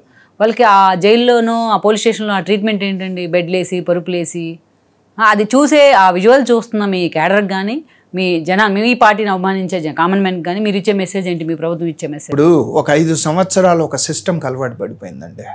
ఇది పోలీస్ వ్యవస్థ. దాంట్లో కొన్ని మిస్టేక్స్ జరుగుతూ ఉంటాయి. మేము ఒప్పుకుంటాం, దాన్ని కరెక్ట్ చేస్తున్నాం. మాకు తెలవంగానే కరెక్షన్ కూడా జరుగుతుంది. మాకు తెలియకముందు కొన్ని మిస్టేక్స్ జరుగుతున్నాయి. వెంటనే పోలీస్ పెద్దలు సస్పెన్షన్ రూపంలో లేకపోతే వీటి రూపంలో వాళ్ళని బయటికి పంపించి చేయాల్సిన కరెక్షన్స్ చేస్తాం. ఇప్పుడు ఒక సిస్టంలో వెంటనే మార్పు రావాలంటే రాదండి, టైం తీసుకుంటుంది. ఈ 5 నుంచి 8 నెలలు ఏదైతే ఈ 8 నెలల సమయంలో బాబు గారు ఆ బ్యాలెన్సింగ్ చేయడానికే ప్రయత్నం చేశారు. డెవలప్మెంట్ కోసం ఏం తేవాలి, ఓకే, సంక్షేమం ఎలా ఇవ్వాలి, ప్రజలకు మనం ప్రామిస్ చేసినాయి. సంక్షేమం ఇవ్వాలంటే డబ్బు కావాలి. డబ్బు కావాలంటే ఆర్థిక వ్యవస్థ కంప్లీట్గా చిదిమేశారు వాళ్ళు. ప్రతి డిపార్ట్మెంట్లోనూ అవినీతి అవినీతి అవినీతి. పంది కుక్కుల్లాగా బియ్యాన్ని బొక్కేశారు. ఇటువంటి పరిస్థితుల్లో ప్రతి డిపార్ట్మెంట్లోనూ జరిగిన అవినీతిని ముందు తీసి అసలు నిజంగా ఎంత అప్పు ఉంది తెలుసుకోవడానికి ఆయన 3 నెలలు పట్టింది అన్నాడు. చేతికి అందిన కాడికి అప్పు తీసుకొచ్చారు. ఒక్కొక్క చోట 12% ఇంట్రెస్ట్కి తెచ్చారంట. ఎక్కడి నుంచి కడతారండి? ఎక్కడి నుంచి కడతారు? ఎవరు కడతారు? ప్రజలను ఎత్తిన మీరు ఇంతంత అప్పు ఇవ్వడానికి మీకు హక్కు ఎవడిచ్చాడు? అసలు ఎవడిచ్చాడు మీకు హక్కు? ఈ రోజు నువ్వు 500 కోట్లు రిలీజ్ చేసావంటే 500 కోట్లు నువ్వు రోడ్లు వేసామా లేదా అనేది చూపిస్తున్నాం. మేము కూటమి ప్రభుత్వంలో మేము రోడ్లు వేస్తున్నాం, అదే పని మీద ఉన్నాం. రోడ్లు వేస్తాం. మీరు అసలు రోడ్లు వేసారా 5 సంవత్సరాల్లో? కానీ రవి గారు, మీ ప్రభుత్వం వచ్చి 8 months అవుతుంది. అంటే ఆల్మోస్ట్ మీరు హనీమూన్ పీరియడే కాదు, గ్రేస్ పీరియడ్ కూడా మీకు పూర్తయినట్టే. ఇంకా అధికారులు ల్యాప్సెస్ ఉన్నాయి, పోలీసులు తప్పులు చేస్తున్నారు, వాళ్ళు తప్పులు చేస్తున్నారంటే అది మీ ప్రభుత్వం మీద ఇంపాక్ట్ పడదా? అది మీ ప్రభుత్వం చేస్తుంది తప్పు. ఇప్పుడు బ్యాలెన్సింగ్ చేసేటప్పుడు మొత్తం టైం ఒకదానికి పెట్టలేరు కదా ఎవరు. ప్రభుత్వ అధినేతగా, రాజ్యాధినేతగా, తర్వాత ప్రజలకి జవాబుదారీతనంతో నువ్వు డెవలప్మెంట్కి, సంక్షేమానికి టైం కేటాయిస్తూ వీటి మీద కూడా టైం కేటాయించాలి. దాని మీద బాబు గారు, లోకేష్ గారు, పవన్ కళ్యాణ్ ముగ్గురు కూడా దాని మీద టైం పెడుతున్నారు. వాళ్ళకున్న టైం, వాళ్ళకు కూడా కొంత టైమే ఉంటుంది కదండి. రోజుకు 18 గంటలు పని చేయగలరు, అంతకన్నా పని చేయలేరు. కానీ గతంలో చంద్రబాబు నాయుడు పాలన అంటేనే ఆయన అటు అడ్మినిస్ట్రేషన్ కావచ్చు, ఇటు లా అండ్ ఆర్డర్ కావచ్చు, చాలా పర్ఫెక్ట్గా బ్యాలెన్స్ చేస్తారని పేరుంది ఆయన. గతంలో ఆయన హిస్టరీ చూసుకుంటే, ట్రాక్ రికార్డ్ చూసుకుంటే. కానీ ఈసారి అంత ఎందుకు చేయలేకపోతారు అంత బ్యాలెన్సింగ్ మీరు అన్నట్టు? దానికి చాలా ఈజీ ఆన్సర్ చెప్తానండి. 95 నుంచి 2004 వరకు 2 సార్లు బాబు గారు సీఎంగా ఉన్నారు. ఆయన గవర్నమెంట్ కంటిన్యూ అయింది, ఆయనకి ప్రాబ్లం లేదు. అందులో బాబు గారు అనేది పార్టీ కానీ ఎక్కడైనా సరే ఒక శాసనంలాగా నడిచింది. దాని తర్వాత జరిగిన పరిణామాల్లో రాష్ట్రం 2గా డివైడ్ అయింది. డివైడ్ అయినప్పుడు మనకి ఎవరైతే వచ్చారో 14 ఆఫీసర్స్, వాళ్ళకి కొత్త ఒక డైరెక్షన్ కావాలి. బాబు గారు లాంటి ఎక్స్పీరియన్స్డ్ పర్సనాలిటీ ఒక డైరెక్షన్ ఇచ్చి 5 సంవత్సరాలు పనిచేయించుకోగలిగాడు. ఆ తర్వాత జరిగింది రాక్షస రాజకీయం. వేరే పార్టీ వచ్చి వాళ్ళని భయపెట్టి, వాళ్ళని ఒక విధమైన ఆందోళనకు గురి చేసి, ఈ పనులు చేయకపోతే మిమ్మల్ని ఇక్కడ ఉంచాం, అక్కడికి పంపుతాం, ఇక్కడ పంపుతాం అని చాలా ఇబ్బందులకు గురి చేసి, ఏదైతే పోలీస్ వ్యవస్థ, రెవెన్యూ వ్యవస్థను గుప్పెట్లో పెట్టుకొని కొంతమంది ఆడిన నాటకంతో వాళ్ళు దిక్కుతోచని స్థితిలో పడ్డారు. దాన్ని కరెక్ట్ చేశారు. ఇప్పటివరకు బాబు గారు ఇటువంటి సిచ్యువేషన్ ఫేస్ చేయాల, ఫస్ట్ టైం చేస్తున్నారు ఆయన. 14లో స్టేట్ డివైడ్ అయిపోయింది. స్టేట్ డివైడ్ అయిపోయినప్పుడు ఆఫీసర్లు కానీ ఇది కానీ కొత్త ఆంధ్రప్రదేశ్ని పునర్నిర్మించుకుంటున్నామని ప్రతి వాళ్ళు ఒక కష్టపడటానికి ప్రయత్నం చేశారు. లాస్ట్ 5 ఇయర్స్లో రాక్షస గణం అంతా రాష్ట్రాన్ని దుర్మార్గంగా పరిపాలించి దుష్ట సాంప్రదాయాలకి వాళ్ళు తెరదీశారు. దానివల్ల వచ్చిన ప్రాబ్లమ్స్ ఇవన్నీ. కానీ అప్పుడంటే బాబు గారు ఒకరే ఉండేవాళ్ళు. ఇప్పుడు పక్కన పవన్ కళ్యాణ్ ఉన్నారు, ఇటు పక్కన లోకేష్ ఉన్నారు. బ్యాలెన్స్ చేయడానికి చాలా యూత్ మంత్రులు ఉన్నారు చాలా మంది. మీరే అన్నారు కదా యూత్ అని, వాళ్ళకి నేర్చుకోవడానికి అవకాశం ఇవ్వాలా లేదా? నిన్న కూడా లోకేష్ గారు చెప్తున్నాడు, కొత్తగా వచ్చిన ఎమ్మెల్యేలకి కార్యకర్తలతో ఎలా చేయాలి అనేది ట్రైనింగ్ ఇవ్వాలి, ఇంకా నేర్పించాలి అని. It's a continuous process. ఈ లోపల పుణ్యకాలం కాస్త ఏం అవ్వదండి. మేము మళ్ళీ చెప్తున్నాం, ఈరోజు గర్వంగా చెప్తున్నా చూడండి, సంక్షేమ పథకాలు ప్రతి వాళ్ళకి అందుతాయి. అది బాబు గారి మీద నమ్మకం, ఒక బ్రాండ్. బాబు గారు అనేవాడు ఒక ఐకానిక్ లీడర్. సంక్షేమం ఎన్టీఆర్ గారు మొదలెడితే బాబు గారు కంటిన్యూ చేశాడు. నెల పింఛన్ ఇవ్వడానికి ఎంత ఇబ్బంది పడుతుందో గవర్నమెంట్ ఆయనకి తెలుసు. కానీ ఎక్కడ ఆగకుండా 1వ తారీఖు పింఛన్లు ఇస్తున్నాడు. పెంచాడు. ఎంత పెంచాడు? అసలు వాళ్ళు ఎంతో ఆనందంగా ఉంచేంత అమౌంట్కి తీసుకొచ్చాడు ఆయన. 4,000 రూపీస్. అంతేకాకుండా కిడ్నీ డయాలసిస్ పేషెంట్లకి ఇస్తున్నాడు, వికలాంగులకి ఇస్తున్నాడు పెన్షన్. ఎవరిని వదలకుండా పెన్షన్ ఆయనే ప్రతిసారి ఒక నియోజకవర్గానికి వెళ్ళి ఒక గ్రామంలో ఇస్తున్నాడు. అంటే జనాలకి నేను మిమ్మల్ని వదలను, నేను మీతోనే ఉంటాను అనే ఒక భరోసా క్రియేట్ చేయడానికి బాబు గారు ప్రయత్నం చేస్తున్నాడు. అట్లాగే లోకేష్ గారు ప్రజా దర్బార్ ద్వారా మీకున్న సమస్యలను మాకు చెప్పండి, మేము ప్రతిదాన్ని సార్ట్అవుట్ చేసి క్లియర్ చేస్తామని. 8 నెలలు అయిపోయిందని మీరు అంటున్నారు కదా, 8 నెలల్లో మేము చేసుకుంటూ వస్తే 2,000 కేసులు, ఇంకా 800 పెట్టి వర్క్ చేస్తున్నారు మా వాళ్ళు. మేము మా దగ్గర ఉన్నాయి ఒక దాంతో తీసేసుకోవచ్చుకో మొత్తం అన్ని. ఒక పద్ధతిని ఫాలో అయ్యే పార్టీ తెలుగుదేశం పార్టీ. మాకు అది ఎన్టీఆర్ గారి దగ్గర నుంచి అది చూసాం, బాబు గారి దగ్గర నేర్చుకున్నాం ఒక డిసిప్లిన్. ఇప్పుడు నారాయణ గారు మాట్లాడతారు, దుర్గేష్ గారు మాట్లాడతాడు, లేకపోతే టీజీ భరత్ మాట్లాడతాడు, వీరాంజనేయులు, ఎవరి డిపార్ట్మెంట్ కేశవన్నది మాట్లాడతారు. ఎవరి డిపార్ట్మెంట్ వాళ్ళు మాట్లాడుతున్నారు. ఆ 5 సంవత్సరాలు ఎప్పుడన్నా చూసారా? స్పెషల్ ఫ్లైట్లో ఢిల్లీ వెళ్ళేవాడు. ఢిల్లీలో నువ్వేం చేసావు, ఏం అడిగావు అనేది ఒక ప్రెస్ నోట్ వచ్చేదా ఏ రోజైనా? నీ కేసుల గురించి వెళ్ళేవాడు. నీ తమ్ముడు నీ బాబాయ్ మర్డర్ కేసు నీ తమ్ముడిని కాపాడుకోవడానికి వెళ్ళేవాడు, లేకపోతే ఇంకో కేసు, లేకపోతే దేని గురించి మాట్లాడుకోవడానికి వెళ్ళేవాడు. 4 ఒక మినిస్టర్ని కలిసేవాడు, వచ్చేవాడు. ఎవరు సొమ్మది? ఈ రోజున బాబు గారు వెళ్తే 5 మినిస్టర్ని కలిసి ఒక ప్రెస్ నోట్ వస్తుంది, ఈ విషయాలు మాట్లాడేవాడు. అది ఏ రోజన్నా 5 సంవత్సరాల్లో మీరు తీసుకొచ్చి చూపించండి. మీరు జర్నలిస్టే కదా. ఒక ఐటీ మంత్రి అంటాడు, కోడు గుడ్డిప్పుడే పెట్టింది పొదగాలుగా అంటాడు. అసలు నీకు ఐటీ గురించి నీకేం తెలుసు? నువ్వు ఐటీ మంత్రి, నీ చదువేంటి, నీ విజ్ఞానం ఏంటి? దావోస్ వెళ్ళాలంటే అంత సెల్లో ఎవడుంటాడు అంట. మరి అంత చల్లోనే కదా నీతో పాటు ఇక్కడ పనిచేసి ఇదే ఎండల్లో ఇదే రాష్ట్రంలో పుట్టి పెరిగిన లోకేష్ వెళ్ళాడుగా మరి ఐటీ మంత్రిగా ఉండి. అంటే నీకు ఒక క్రమశిక్షణ ఉండాలి రాజకీయ జీవితంలో. నీకంటూ ప్రజలకి సేవ చేయాలనే తపన ఉండాలి. మీకు అది ఎక్కడుంది? ఒక ఆవిడ ఉంది, ఆవిడ పర్యాటక శాఖ మంత్రి. దుర్గేష్ గారు 8 నెలల్లో ఎన్ని ప్రెస్ మీట్లు పెట్టాడు, ఎంత ఇన్ఫర్మేషన్ ఇచ్చాడు, దేని గురించి ఎక్కడ తిరుగుతున్నాడో మీరు 8 నెలలు తీసుకొని చూడండి. 8 నెలల టైం ఆవిడకి తీసుకొని చూడండి. ఎక్కడన్నా ప్రెస్ మీట్ కానీ 24 గంటలు జనాలను వేసుకుని వెంకటేశ్వర స్వామిని దర్శించుకుని వెంకటేశ్వర స్వామి దగ్గర అది ఏం చేశారో మాకు తెలియదు. బయట మాత్రం చాలా రకాలుగా డబ్బు చేతులు మారింది అంటున్నారు కానీ నాకు తెలియదు. బట్ అది నువ్వు చేసింది. టీటీడీ వెంకటేశ్వర స్వామిని దర్శించుకుని బయటకు వచ్చిన తర్వాత రాజకీయాలు మాట్లాడకూడదు. ఎవరూ చేయలేదు. మీ దాంట్లో అసలు ఏమన్నా నిజంగా ఉందా? ఎవడైనా కరెక్ట్గా మాట్లాడే వ్యక్తి ఒక్కడిని చూపిండి. మొత్తం అందరి మీద కేసులు పెడతానికి, మిమ్మల్ని వేధించిన వాళ్ళు లేకపోతే మీ క్యాడర్ని వేధించిన వాళ్ళ మీద కేసులు, ప్రజలని వేధించిన వాళ్ళు, ప్రజల్ని హత్య చేసిన వాళ్ళు ఎవరిని వదిలేదు లేదు. వీళ్ళందరి మీద కేసులు పెడతానికి, వీళ్ళందరూ ఆస్పిరేషన్స్ విషయంలో మీరు కొంచెం సోబర్గా ఉండడానికి మీరు ఎంత టైం తీసుకోవాలనుకుంటుంది? మీరు అది చెప్పలేమండి. మీరు అది మీరు మమ్మల్ని ఒక కార్నర్కి తోస్తున్నారు. టైం తీసుకోవడం అని ఇది ఈరోజు ఒక టాస్క్. ఇంట్లో అమ్మ ఈ 10 రూపాయలు రేపు ఖర్చు పెట్టాలి, లేకపోతే ఈ ఇల్లు ఇప్పుడు మొదలెట్టి 1 సంవత్సరంలో కట్టాలి, ఇది కాదండి. ప్రభుత్వం అనేది ఒక సిద్ధాంతాల ప్రకారం నడిచే ఒక కూటమి ప్రభుత్వం. ఇది 2 గంటల్లో మీ బాస్ని అరెస్ట్ చేయించాడు జగన్మోహన్ రెడ్డి. అది నియంతృత్వం. మాది ప్రజాస్వామ్యయుతం. మేము ప్రతిదీ కూడా తప్పు చేశాడని ప్రూవ్ అయితే వదలం. తప్పు చేశాడని ప్రూవ్ చేయడానికి కావాల్సిన డాక్యుమెంటేషన్ కానీ ఇది కానీ చట్ట పరిధిలో మేము చేసుకుంటూ పోతాం.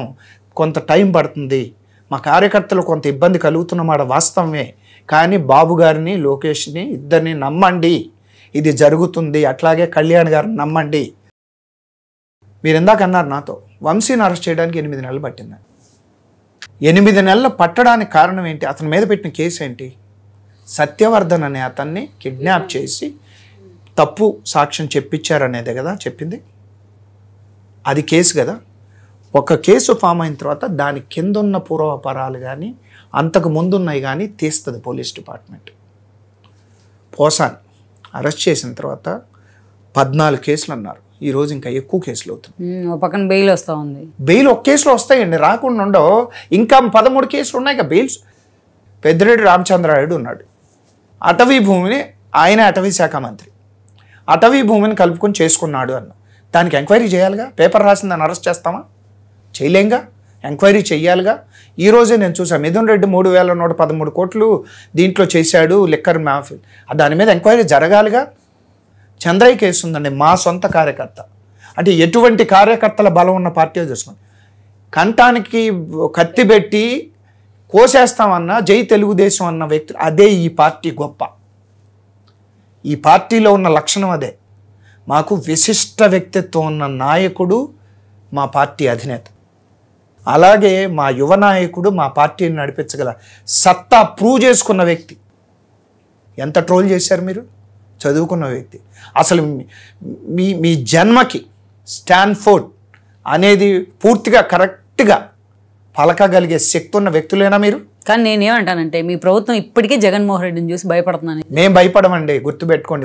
మళ్ళా జగన్మోహన్ రెడ్డి వస్తే మళ్ళీ మనకు కేసులు పడతాయనే భయంలో ఆందోళనలో మీ ప్రభుత్వం ఉందో, మీ ప్రభుత్వ పెద్దలు ఉన్నారనేది బయట కూడా జనం మాట్లాడారు. ఏమండి, ఒకళ్ళు కేసులు పెడతారు అనుకుంటే 5 సంవత్సరాల్లో మేము పడిన కేసులు ఎన్నో కేసులు పడినాం. మా బాబు గారిది 45 సంవత్సరాల రాజకీయ చరిత్ర. ఎప్పుడు ఏది ఎలా చేయాలో ఆయనకి తెలిసినట్టుగా నాకు తెలిసి ఈ రోజున్న రాజకీయవేత్తల్లో అట్లాంటి వాళ్ళు 1-2 ఉంటారు. యాక్చువల్గా రవి గారు, జనం 11 సీట్లు జగన్మోహన్ రెడ్డికి ఇచ్చారంటే నువ్వు ప్రతిపక్ష హోదా కూడా పనికిరావు నాయన అని పక్కన పెట్టారు. అలాంటి జగన్మోహన్ రెడ్డికి మళ్ళీ వాయిస్ ఇచ్చిన క్రెడిట్ మీకు దక్కదా? మీ ప్రభుత్వానికి దక్కదా? అతను మరుసటి రోజే వెళ్ళి పిన్నెల రామకృష్ణారెడ్డి జైల్లో ఉంటే అక్కడి నుంచి హెచ్చరిస్తున్న ప్రభుత్వాన్ని అని మాట్లాడుతూ ఉన్నారు. అంత ధైర్యం జగన్మోహన్ రెడ్డికి 2వ రోజు ఎలా వచ్చింది? భావ ప్రకటన స్వేచ్ఛ అనేది రాజ్యాంగం ఇచ్చింది. దాన్ని తుడిచేసే హక్కు మాకు లేదు. మేము చెయ్యం ఆ పని. మా బాబు గారు దానికి అగెనిస్ట్. మాట్లాడే హక్కు ఎవరికైనా ఉంటుంది, కానీ మాట్లాడేటప్పుడు నీ నాలుగు అదుపులో ఉండాలి, నీ భాష నీ కంట్రోల్లో ఉండాలి. నువ్వు హెచ్చరిస్తున్నాను అనేది రాజకీయాల్లో చాలా కామన్గా చేస్తారు. ఆయన చేశాడు. అది కాదు అసలు.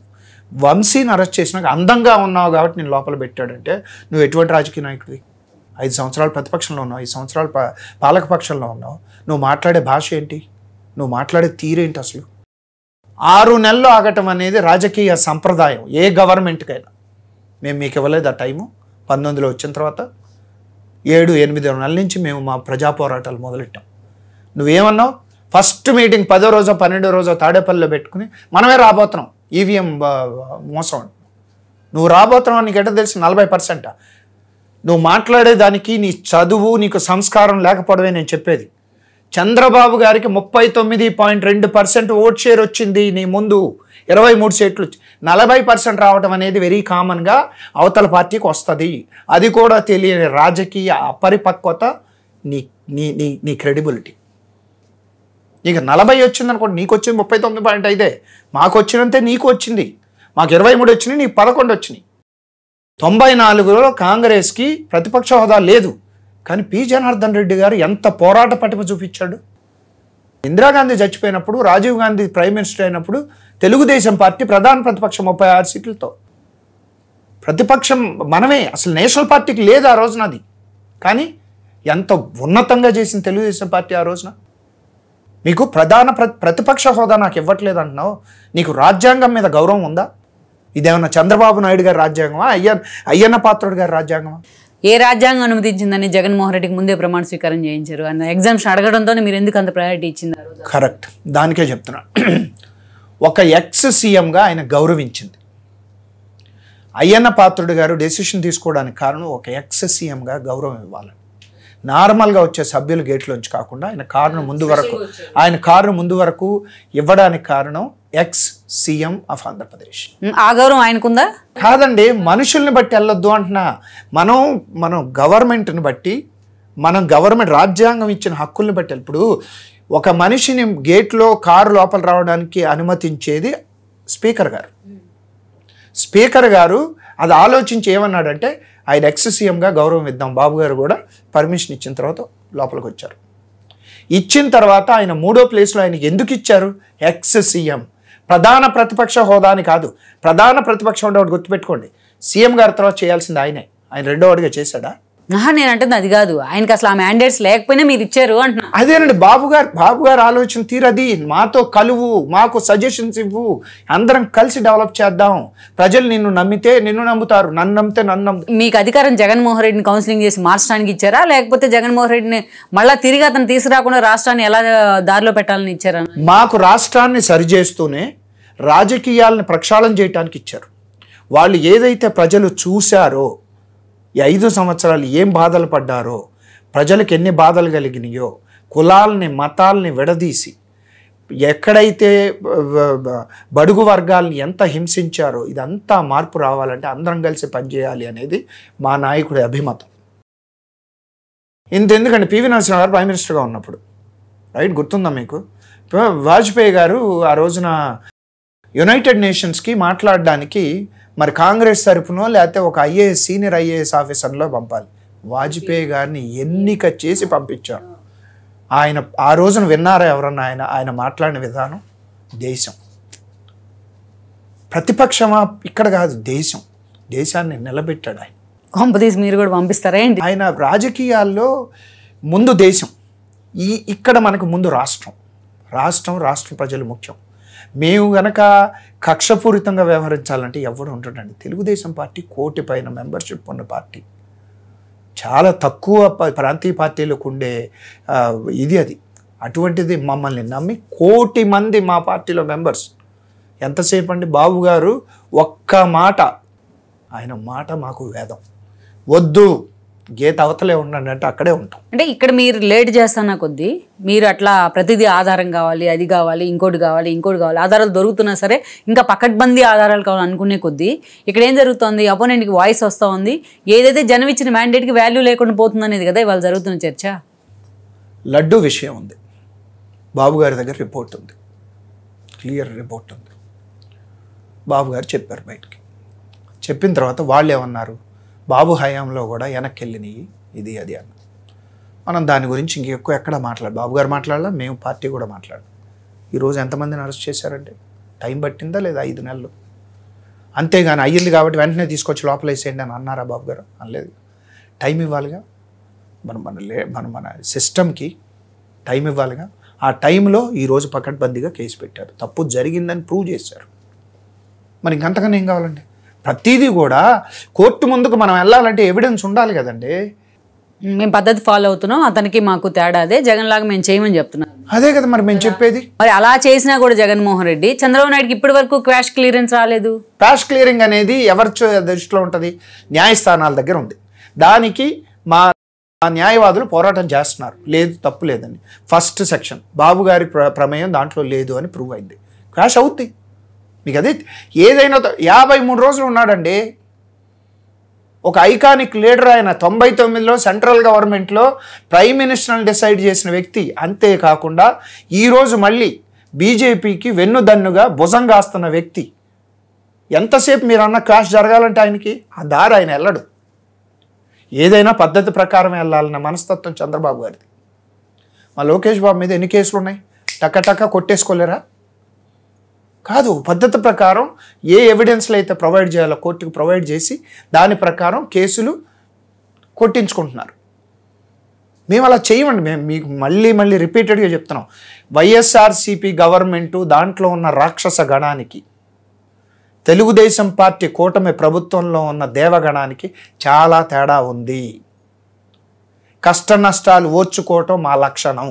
అసలు అలాంటప్పుడు మీరు మారేమో ఈసారి అని చెప్పకూడదు. మరి బాబు గారు మారానని చెప్పింది మీరు తప్పుగా అర్థం చేసుకుంటున్నారండి. మీరు బాబు గారు మారాను అన్నది పార్టీకి సంబంధించిన విషయాల్లో. నేను పార్టీని పట్టించుకోలేకపోయాను 14 నుంచి 19 వరకు. ఇప్పుడు నేను రెండింటిని బ్యాలెన్స్ చేస్తాను.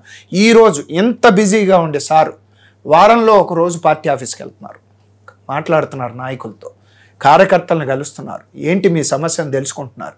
నియోజకవర్గాలకు వెళ్ళినప్పుడు కార్యకర్తలతో సపరేట్ మీటింగ్ పెట్టుకుంటున్నారు, మాట్లాడుతున్నారు, వాళ్ళు చెప్పేది వింటున్నారు.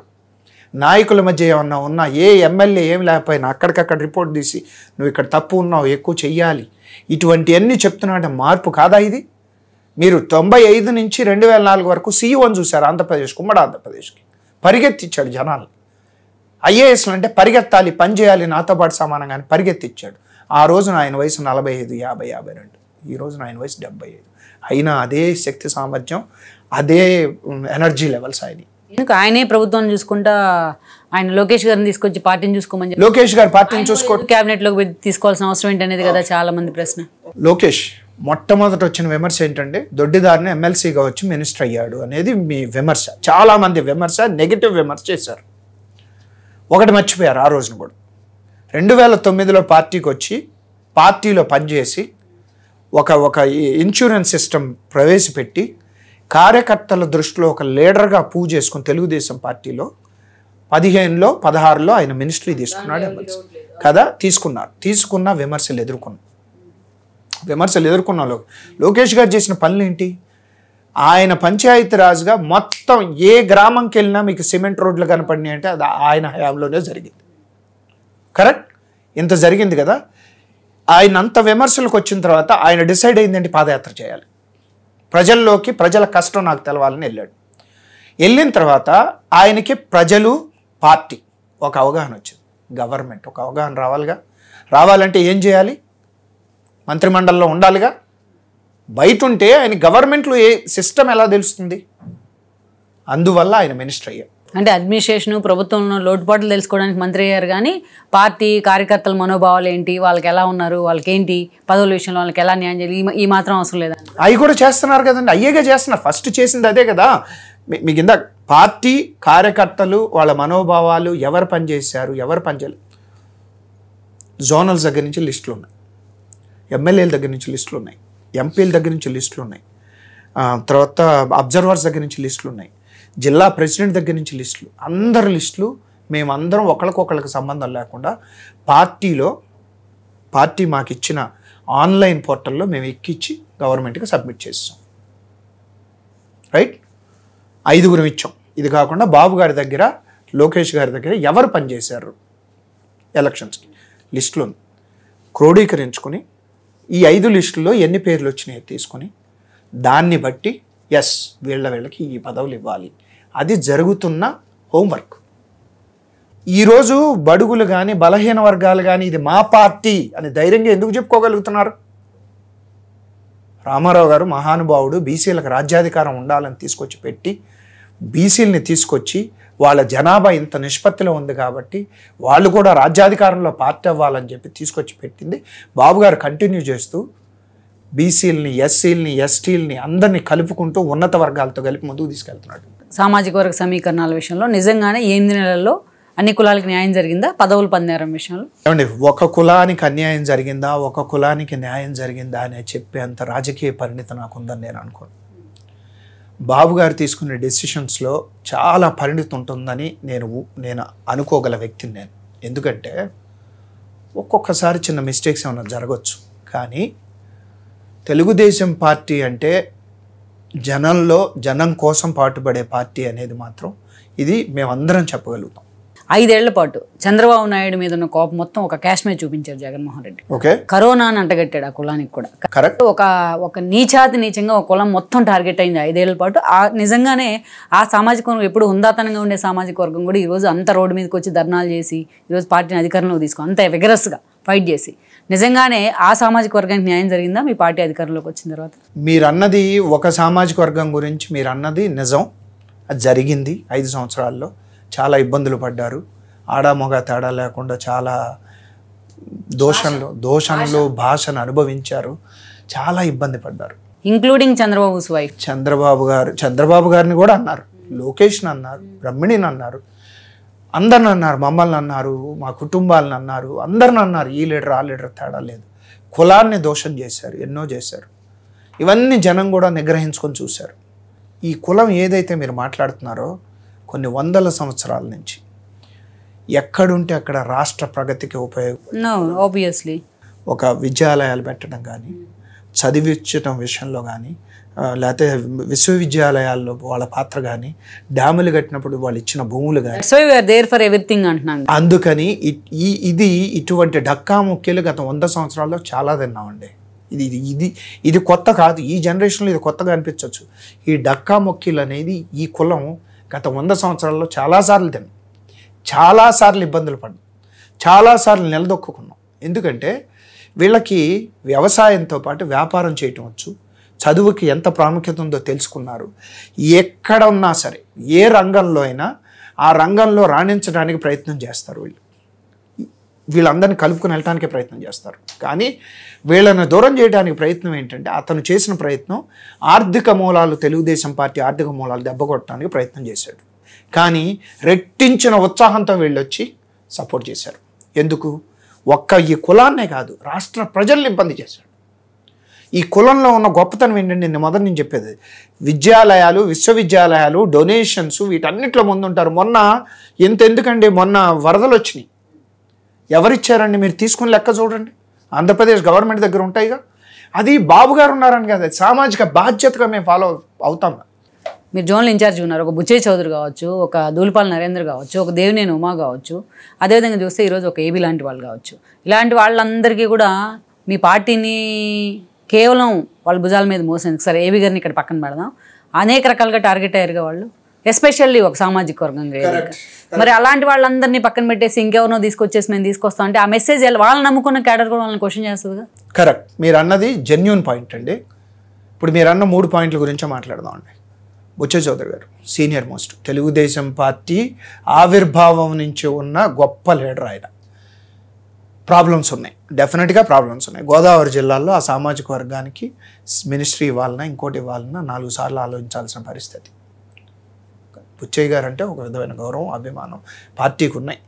ఓకే, ఆయనకి సీట్ ఇవ్వలేదనే ఫస్ట్ దాంట్లో బాధపడిన నేను అక్కడే ఉన్నాను కాబట్టి, నేను జోన్లో ఉన్నా కాబట్టి నాకు తెలుసు. లాస్ట్ మినిట్లో ఫైనల్ చేసి ఆయన సీట్ ఫైనలేనండి. కాకపోతే జనసేనతో ఉన్న దీంతో సార్ చేయాల్సిన ప్రయత్నం చేశారు, అది గుర్తుపెట్టుకోండి. అంతేగాని బుచ్చయ్య గారి సీట్లో అది అపోహ, అది తప్పుడు మాట అది.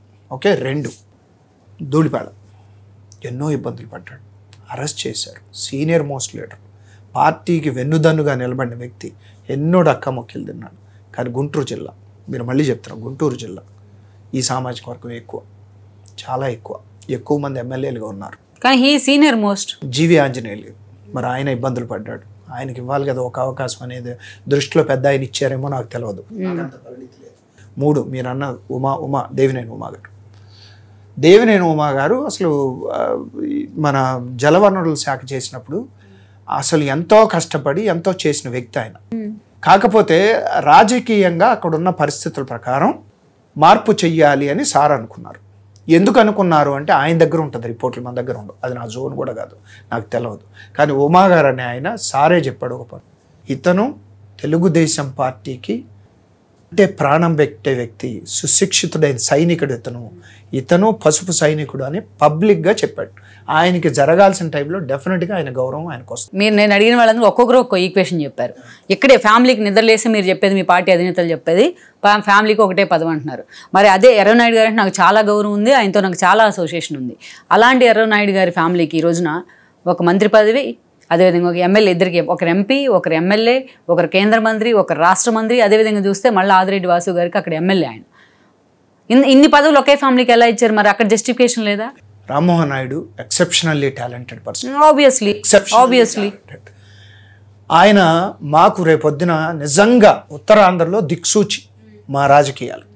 అచ్చెన్నాయుడు గారు ఎన్ని కష్టాలు పడ్డారో మీరు చూశారు 5 సంవత్సరాలు. పార్టీ ప్రెసిడెంట్గా కానీ ఇది కానీ ఆయన సీట్ ఆయనదే కదా. వాసుది, భవానీ గారు అక్కడ ఉండేది, ఆ సీటే వాళ్ళకి ఇచ్చాం. మళ్ళీ కొత్తగా ఇవ్వాల. ఈ 3 సీట్లు మళ్ళీ బండారికి ఇచ్చారు. ఎమ్మెల్యే బండారికి ఇవ్వడం అంటే అక్కడ అతనికి ఇచ్చామండి, వేరే ఆయనకి ఆయన చేయలేకపోయాడు.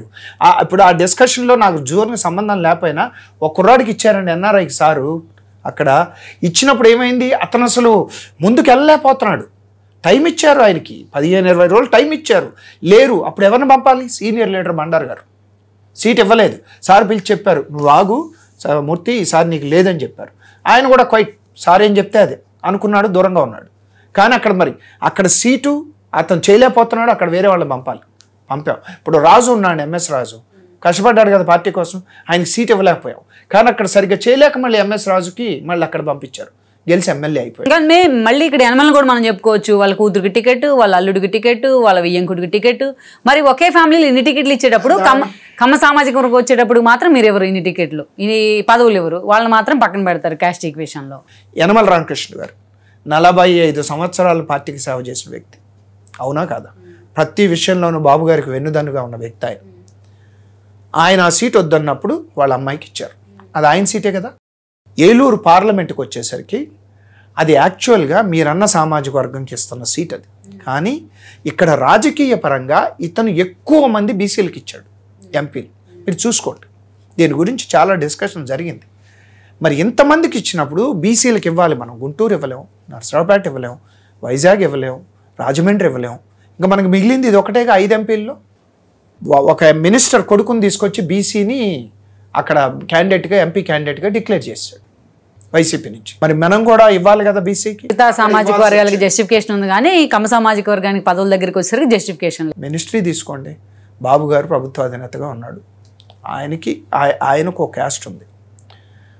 మిగతా పొజిషన్లకు వచ్చేటప్పుడు మనం వేరే వాళ్ళకి అవకాశం ఇవ్వాలా లేదా చెప్పండి. మరి వైఎస్ రాజశేఖర రెడ్డి క్యాబినెట్లో 24 మంది ఉన్నారు రెడ్డి సామాజిక వర్గం. జగన్మోహన్ రెడ్డి క్యాబినెట్లో ఏంటి, ఆయన చుట్టూ వాళ్ళే ఉన్నారు. మీరు ఏమైనా చేయగలిగారా? మీరేమైనా చేయలేకపోయారు కదా మీరు.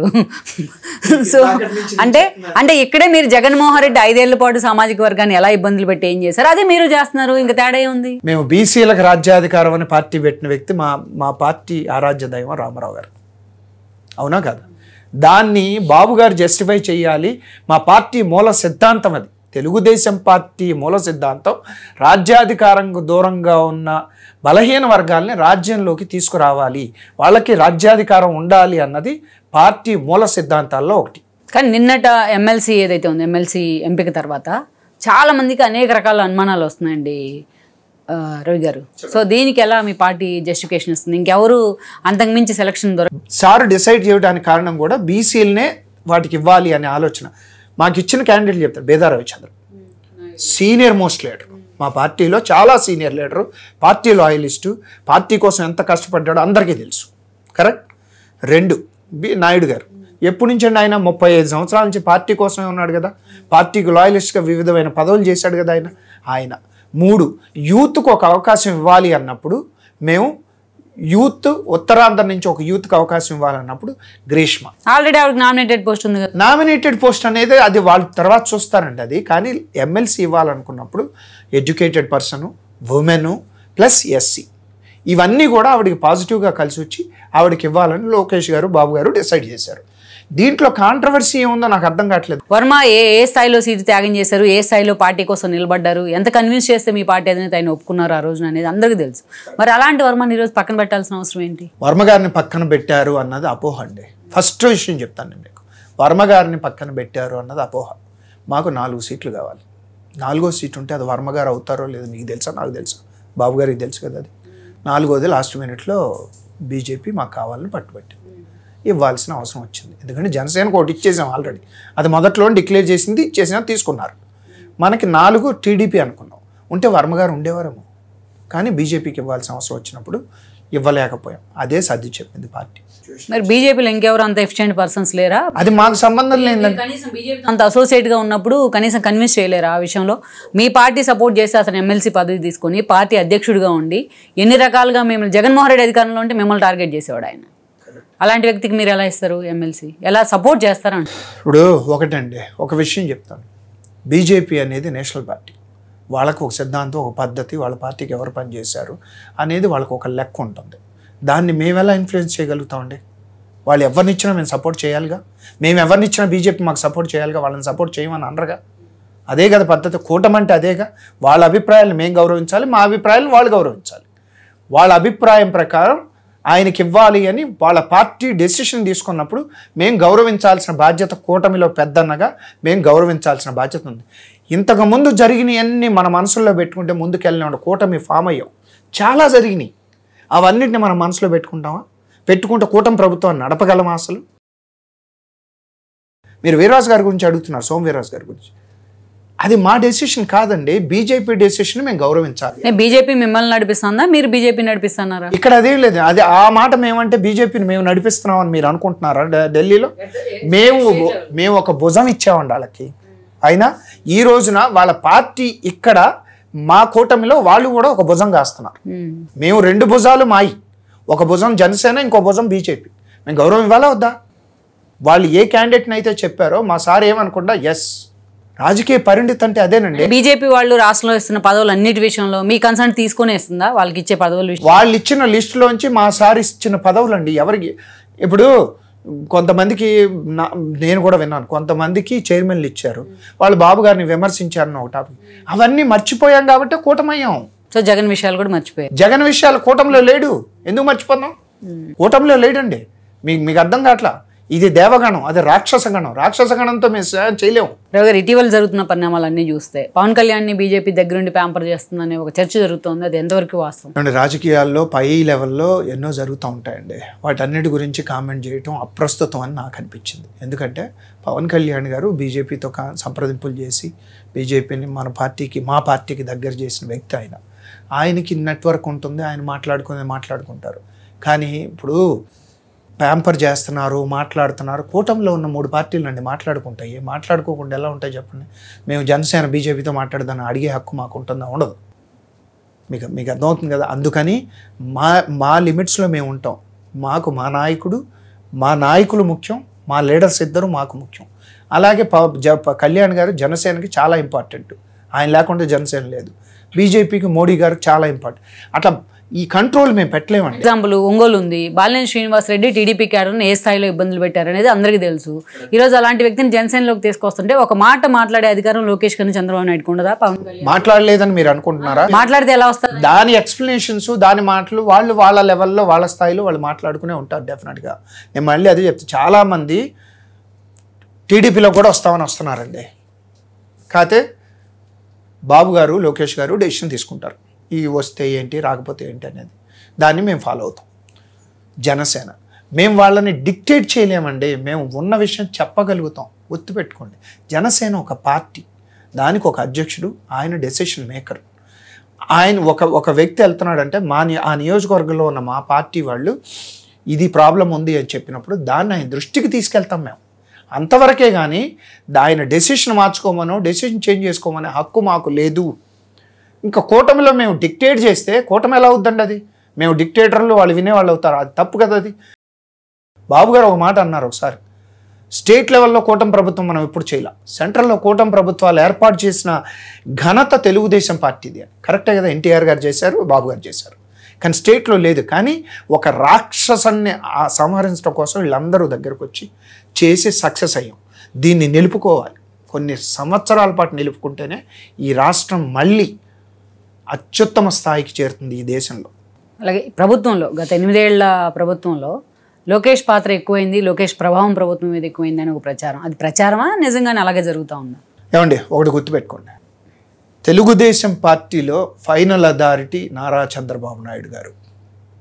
ఇది ఒక సింపుల్ స్టేట్మెంట్. సార్ చెప్పిందే జరుగుతుంది. లోకేష్ గారు ఇన్ఫ్లుయెన్స్ ఉందా అంటే ఉంటుంది.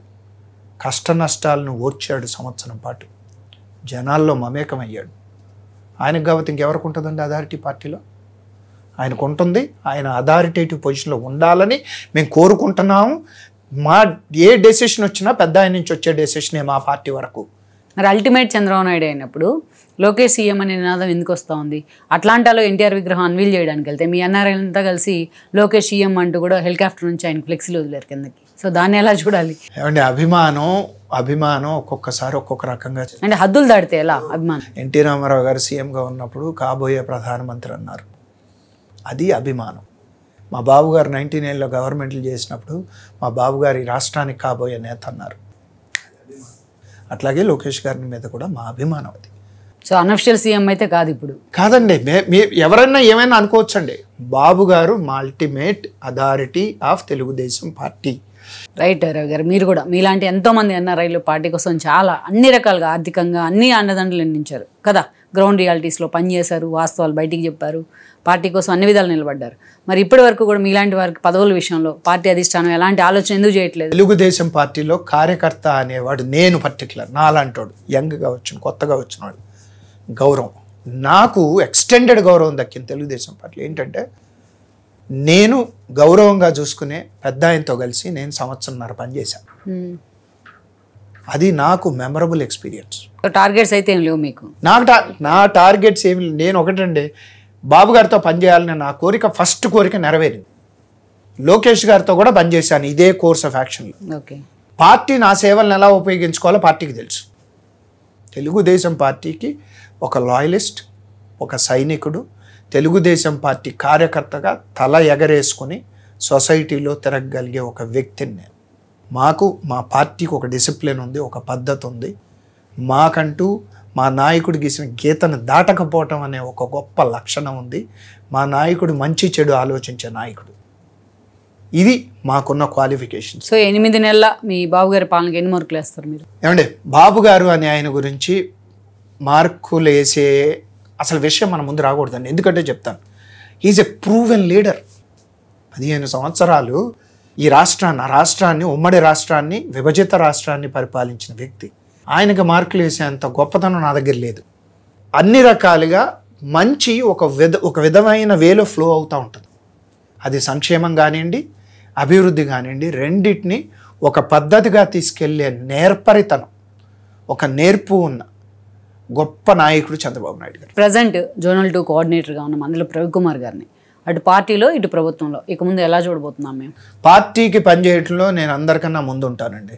పదవులు తీసుకోవటంలో బాబు గారు ఆజ్ఞ గురించి వెయిట్ చేస్తాను. అందరికన్నా వెనుక ఇదే నేను ఆయన ఏం చెప్తే, లోకేష్ గారు ఏం చెప్తే అదే చేస్తాను. కానీ పార్టీ విషయంలో పార్టీకి నాకంటూ ఒక ఇది ఉంది కాబట్టి, ఒక డెసిగ్నేటెడ్ పదం ఉంది కాబట్టి పార్టీ విషయంలో ముందే ఉంటాం.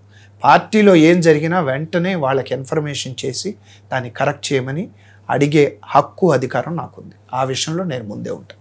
థ్యాంక్ యూ అండి.